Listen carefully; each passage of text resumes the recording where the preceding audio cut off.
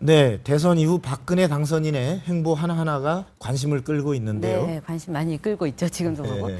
그 새로운 손님 오셨습니다. 선거 전에 이분은요. 박근혜 후보를 지지하는 것이 나라를 구하는 애국의 길이라고 말씀하신 분인데 어느 분일까요? 저희가 모셨습니다. 네, 박세일 한반도 선진화재단 이사장님입니다. 네, 이사장님은 네, 안녕하세요. 네. 이사장님께서는 그 새 정부에 대한 아마 하실 말씀이 누구보다 많으실 것 같습니다. 그 이번 대선에서 이사장님께서는 박근혜 당선인을 막판에 지지하셨습니다. 어떤 이유에서 지지하셨는지 그 지지 선언의 취지와 지금 또 대선 이후에 다 소외화해서 한 말씀 먼저 해주시죠. 요번에 사실은 저는 대선에 뭐 직간접으로 관계할 생각이 없었습니다. 네. 근데 이렇게 대선의 진행 상황을 이렇게 보면서 제가 느낀 게 민주통합당에는 세 가지를 기대할 수가 없다 이런 생각이 들어요. 첫째는 국민 통합을 하기가 어렵겠구나 이 사람들이. 두 번째는 안보를 맡길 수 없겠구나. 세 번째는 경제 부분입니다. 이 세 가지가 앞으로 굉장히 중요한 국가 과제인데 우선 그 국민 통합을 제가 하기 어렵겠구나 하고 느낀 거는 그 문 후보가 그 국립묘지 네. 찾아갔을 때 건국 대통령 또 산업화 대통령 만나지 않았습니다. 가서 예의를 갖추지 않았습니다. 그거 보고서 이승만 대통령 또 박정희 대통령을 외면하는 그런 역사관을 가지고 국민 통합할 수 있느냐 하는 네. 거고 또 안보 쪽은 생각을 해보세요. 안보 쪽은 민주통합당이 말이죠. 뭐 지나간 얘기입니다만은 천안함 폭침을 말이지 네. 어느 나라가 했는지 모르겠다고 하고 다니던 주장을 함부로 했단 말이에요. 네. 그리고 뭐 NLL에 대해서 시비한다든가 무슨 제주도 그 해군기지 반대 등등. 그래서 이분들한테 안보를 맡길 수 있겠느냐. 그리고 경제 부분도 마찬가지입니다.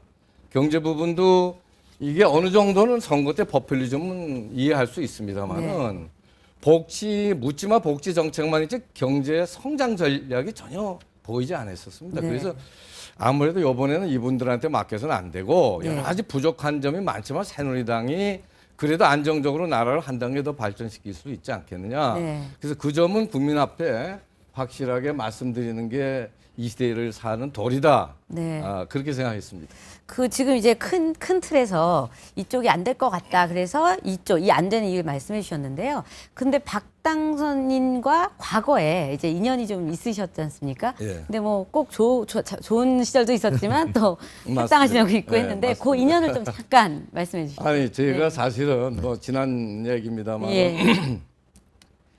그 탄핵 후폭풍이 있어가지고 예. 그때 이제 국회의원 선거가 다가오고 18대가 되겠습니다. 그 이대로 가서는 새누리당, 그때는 한나라당이 네. 비례대표까지 포함을 해서 50석이 안 된다고 할 때가 있었습니다. 저는 그렇게 되면 대한민국이 대단히 어렵다 이렇게 생각했어요. 민주주의라는 게 어느 정도 균형과 조화인데 네. 한 250석을 그때 이제 그 뭡니까 그 과거 민주통합당의 과거 전신이 되겠습니다만은 노무현 정부 정당이 잡고 50명만 이 저 새누리당 이제 이 과거에 이제 야당이 되겠습니다만 이건 곤란하다. 그래서 이제 그때 박 대표하고의 이제 대화가 돼서 제가 들어가서 공동선대위원장을 하고 그다음에 사실은 비례대표 공천위원장도 하면서 이제 참여를 했습니다. 그래서 이제 국회에 진출하고 여의도 연구소장 정책위 의장을 했는데 사실은 결정적으로 좀 제가 한나라당을 떠나야 되겠구나 하고 생각한 것이 수도권 이전 부분입니다. 저는 수도 분할을 통해서 균형 발전하는 건 잘못된 정책이다라고 생각합니다. 그거는 그때 대통령 선거 이기기 위해서 선거에 재미 보기 위해서 나온 정책. 스스로 본인들이 그런 얘기를 했습니다만은 그거는 균형 발전을 위해서는 그 지역의 균형 발전을 위해서는 예를 들어 학교라든가 딴 산업체가 가는 건 좋아도 국가의 수도를 반으로 나눠 가지고 보내는 건 절대 옳지 않다 그런 판단이었는데 네. 불행하게도 이제 그 여야가 다 합의해서 통과되는 걸 보고 당시 정책을 맡았던 사람으로서 이건 국민에 대한 예의가 아니다. 그래서 제가 그때 이제 떠났었습니다. 네. 그런 과거가 있습니다. 네, 이사장님. 그 떠났던 이사장님은 박근혜 당선인을 지지해서 결합을 하셨지만 이번 선거에서 48%의 우리 국민은 박근혜 후보를 지지하지 않았습니다. 그죠? 이런 분들까지 염두에 두고 이제 전 국민의 대통령으로서 박근혜 대통령이 성공하는 정부가 되려면 우선 큰 틀에서 무엇을 가장 좀 중시해야 될까에 대해서 좀 말씀을 좀 해주시죠. 이제 앞으로 향후 5년간 가장 이제 중시한다고 그럴까요? 또 주력해야 될 부분이라면 한 세 가지를 들 수가 있겠습니다. 지금 바로 조금 전에 말씀을 하셨습니다만은 국민 통합 부분입니다. 사실은 반 정도, 국민의 반 가까이가 사실을 지지를 하지 않는 정부입니다. 그러나 우리가 대통령이 될 때까지는 정파의 대표, 정당의 대표로서 합니다만 대통령이 된다면 모든 국민을 하나로 아울러 가야 됩니다. 그건 당연합니다. 그래서 모든 국민을 하나로 대고 하나로 만들어 나가는 국민 통합이 대단히 중요한 과제가 되겠습니다. 그게 첫째고 두 번째는 경제 부분이 되겠습니다. 네. 경제 부분인데 지금 우리가 그동안에 이제 양극화가 심화되고 성장이 떨어지니까는 예를 들어 복지 정책 같은 거는 이제 많이 제시가 됐습니다. 이번 선거 과정에도. 근데 이번 선거 과정에 성장 전략이 새로운 시대에 어떻게 저성장을 고성장으로 바꿀 것이냐. 네. 그래서 정말 일자리를 창출하고 국민들의 전반적인 소득 수준을 높일 것이냐 한 부분에 대한 정책 구상, 정책 대안들은 앞으로 제대로 나오지 못했습니다. 이 부분이 저는 대단히 앞으로 한 부분이 되겠고 하나 더 든다면은 아주 중요한 안보 부분이 되겠습니다. 네. 제가 보기에는 앞으로 안보 위기가 오는데 아마 북한이 여러 형태의 도발이 증가될 적에 우리 국방을 어떻게 확실하게 하면서도 그리고 이제는 지금까지 한국의 여야를 막론하고 대북 정책이 분단 관리 정책이었는데 네. 이제는 저는 적극적인 통일의 시대를 여는 통일 전략으로 적극적 통일 정책으로 바뀌는 시대가 왔다 이렇게 봅니다. 그래서 다시 정리하면 국민을 통합하는 노력, 네. 그다음에 경제를 살려서 정말 그 성장률을 다시 높이고 일자리 창출, 소득 창출하는 노력. 물론 그에 따라서 일정한 부분 복지 정책도 같이 가야 되겠습니다만 많은 말이죠. 그다음에 세 번째가 안보 위기를 극복하고 도발을 막고 그다음에 앞으로 이제 대북 정책을 네. 단순히 분단 관리, 현상 유지가 아니라 적극적인 통일의 시대를 여는 그런 전략으로 나가야 되겠다. 저는 그렇게 보고 있습니다. 자, 이세 가지 크게 잡아주셨는데 그중에 이제 국민통합과 관련돼서는 이번에 인수위 나왔지 않습니까? 거기에 이제 국민통합 관련된 특위도 만들어졌는데요. 이번 인수위 관련된 거는 어떻게 평가하십니까? 그래서 지금 이제 막 예. 처음에 인사가 이제, 되기 때문에 네. 아직 무슨 평가를 하기 좀 이르지 않느냐. 이런 생각이 아직까지는 큰 메시지가 보이지는 않습니다. 인수위를 통해서 사실은 당선자가 국민한테 새로운 메시지를 줘야 됩니다. 네. 앞으로 대한민국을 5년간 어떤 가치를 가지고 어떤 원칙을 가지고 어떤 대한민국을 만들겠다는 그런 이제 메시지가 나올 텐데 네. 아직은 그런 것이 보이지 않는 처음 단계고 네. 아직은 좀 판단이 이르지 않을까 그렇게 보고 있습니다. 이제 뭐 본격적인 인사는 이제 곧 나오겠습니다만 우선 근데 국민들이 조금 약간 걱정하는 거는 뭐냐면 아직 일부 그 인수위의 그 청년 특위의 한 두 분 정도의 얘기입니다만 그러나 여기서도 보면 검증의 과정을 물론 이거 뭐 내각이나 청와대처럼 똑같이 할 수는 없겠습니다만 조금 제대로 안 걸러지고 너무 보안에만 신경 쓰는 거 아니냐. 바로 이사장님께서 재직하셨던 그 YS 문민정부 때 그때 초기에 대폭 인사를 했을 때 여러 초기에 인선된 주요직들이 줄줄이 낙마를 했는데 그때 저희 동아일보가 많은 그 취재를 해서 많은 썼습니다만 기여를 하셨죠. 근데 그때도 결국은 YS 인사의 특성도 보안을 굉장히 중시해서 이른바 깜짝 인사. 그래서 누구를 할 것인지에 거의 얘기가 안 나오다가 의회 인사를 탁 발탁을 했는데 알고 봤더니 언론이 파고 봤더니 문제가 좀 흠결이 자꾸 발견되고 이래서 문제가 됐는데요.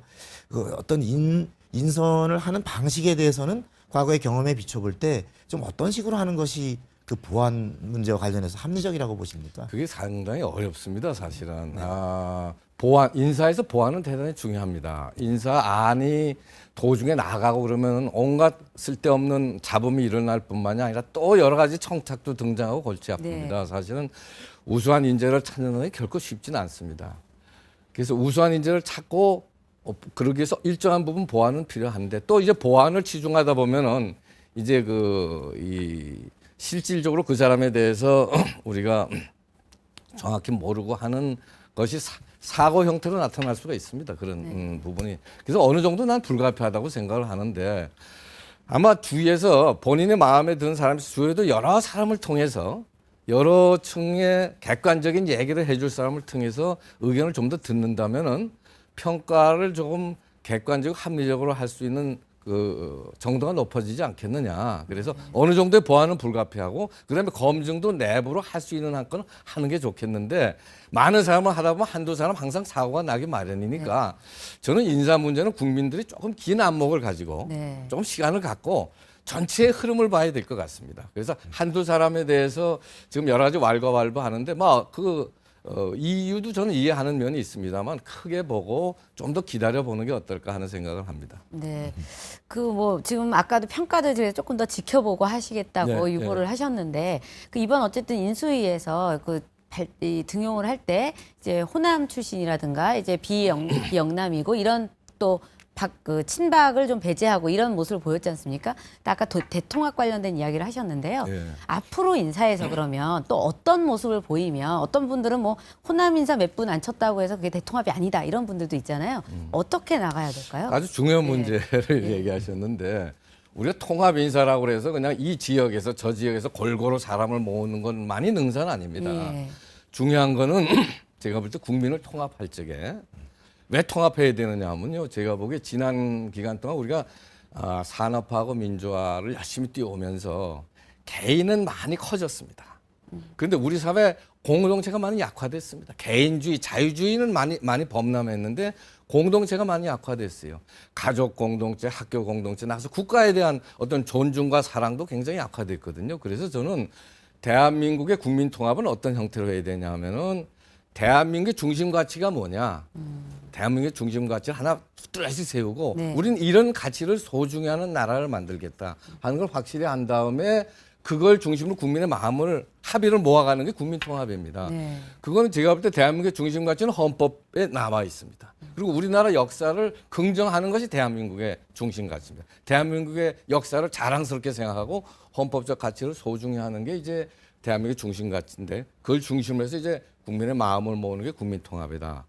그걸 전제로 해서 그럴 분들 속에서 유능한 사람을 찾되 가능하면은 유능한 사람 중에서 지역이라든가 세대라든가 안배하는 게 좋겠다 하는 의미로 우리가 받아들여야지 그 사람의 국정 경험 능력이나 그다음에 국민 통합 능력이나 공동체의 가치를 소중하는 부분에서는 여러 가지 하자가 있는데 무조건 지역이다 세대다 해서 모으는 거는 그건 국정 운영을 대단히 어렵게 하는 거가 되겠습니다. 그래서 그건 진정한 의미의 국민 통합 인사도 아니다. 저는 그렇게 보고 있습니다. 네. 예, 이사장님, 우리의 국민 통합을 어렵게 하는 특수한 요소 중에 하나가 우리가 또 대북 관계인데요.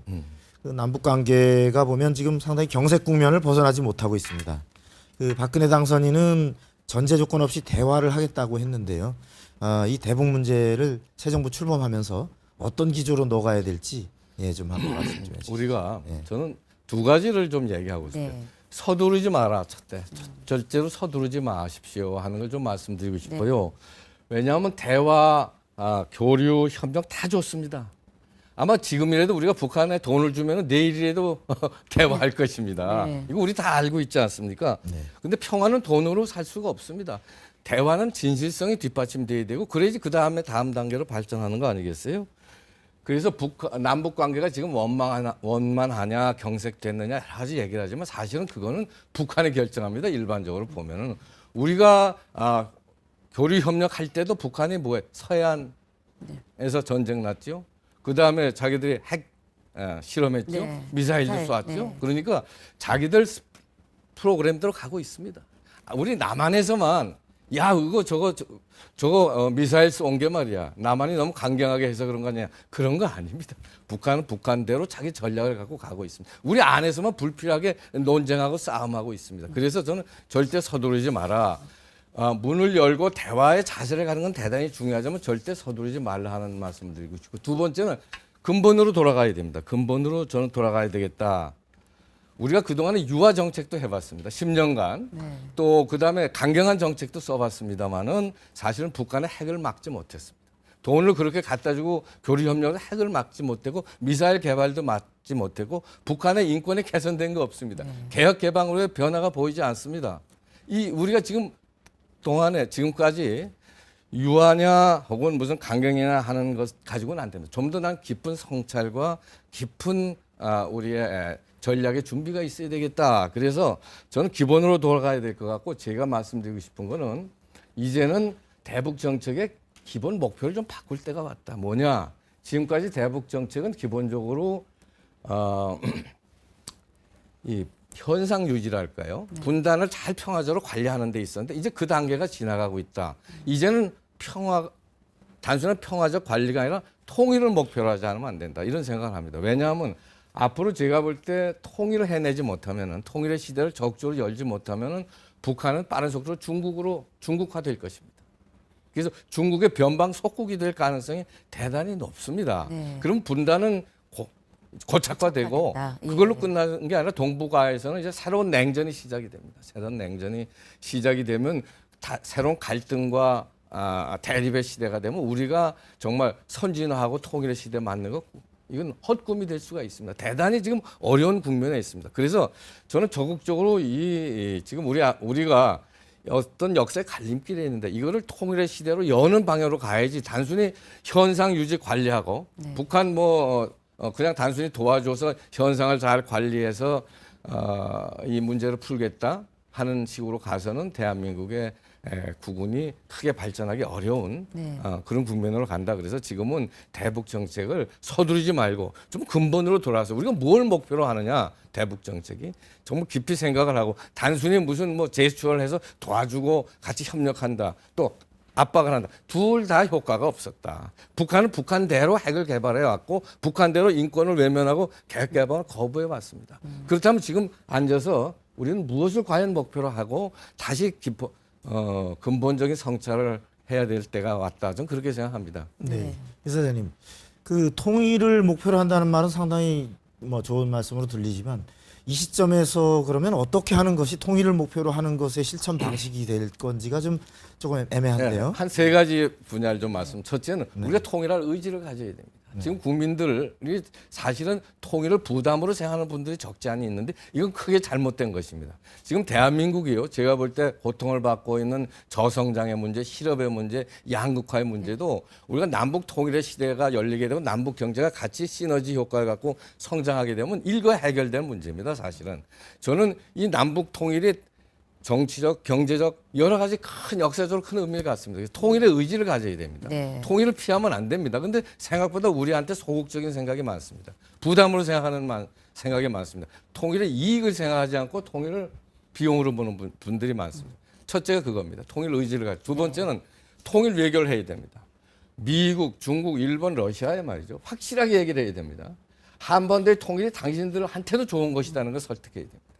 한반도가 통일돼서 남북한이 같이 발전하면 곧 만주가 발전하고 시베리아가 발전하게 됩니다. 네. 그리고 이 지역의 안정적인 발전의 지대가 되면 그건 중국에도 좋고 러시아에도 좋고 미국, 일본에 좋다. 그래서 절대로 한반도 분단은 새로운 냉전으로 가고 갈등으로 가고 중국 당신들한테 좋지 않은 것이다 말이야. 변방은 끊임없이 불안할 것이고 우리는 분단을 더 이상 용납하지 않을 것이다. 그래서 미국, 중국, 일본, 러시아한테 통일의 이익을 놓고 설득해 나가야 됩니다. 네. 세 번째는 북한 동포들의 마음을 잡아야 됩니다. 북한 동포들이 이제 남한과 힘을 합쳐서 통일로 가는 것이 우리의 살 길이다 하는 그 메시지가 확실하게 들어가야 됩니다. 네. 그 메시지가 들어가기 위해서 우리는 교류도 하고 협력도 하는 거지 단순히 북한 정권을 안정화시키기 위해서 그 사람들의 지배의 물적 수단을 제공하기 위해서 우리가 교류 협력하는 거 아닙니다. 네. 북한 동포한테 희망을 드리고 미래에 대해서 꿈을 드리기 위해서 우리가 교류 협력하는 겁니다. 그래서 원칙이 필요합니다. 교류 협력에는 지금까지 교류 협력에는 무조건 교류 협력했어요. 무조건 갖다 주는 거였는데 큰일 납니다. 그렇게 되면은 그것이 아니라 소독에서도요 동독에 교류 협력을 많이 하고 경제적 지원을 많이 했어요. 그런데 거기에 세 가지 원칙이 있었어요. 네. 상대방이 원하지 않으면 안 준다. 두 번째, 상대방이 원해도 반드시 조건을 달아서 준다. 대가가 있어야 된다. 예. 세 번째는 투명하게 준다 그랬습니다. 그래서 대가의 경우도 말이죠. 이 소독이 동독에 많은 경제적 지원되고 교류도 했지만은 그걸로 끝나지 않았어요. 반드시 교류하면 욕을 했어요. 뭘 했냐면요. 동독에는 정치범, 수용소에는 정치범 네. 3만 4천 명을 데리고 왔습니다. 가족 25만 명을 데리고 왔습니다. 서독의 텔레비를 동독에서 볼 수 있게끔 조건을 만들어서 교류 협력했던 네. 것입니다. 이런 식으로 교류 협력을 해야지 교류 협력이 북한의 변화를 갖고 북한 동포들한테 희망을 주는 교류 협력이 된다. 이렇게 볼 수 있습니다. 아, 예, 예. 좋은 말씀을 너무 많이 해주셔서 또 듣고 싶지만 시간 때문에 저희가 여기서 네. 마무리를 해야 될 것 같습니다. 네, 오늘 나와주셔서 감사합니다. 말씀 잘 들었습니다. 네. 네, 잠시 뒤 2부에서는 박근혜 정부의 외교안보 정책 진단에 대해 전문가들과 함께 들어보는 시간 갖도록 하겠습니다. 네, 지금까지 뉴스특보 일부 시청해 주셔서 감사합니다. 네.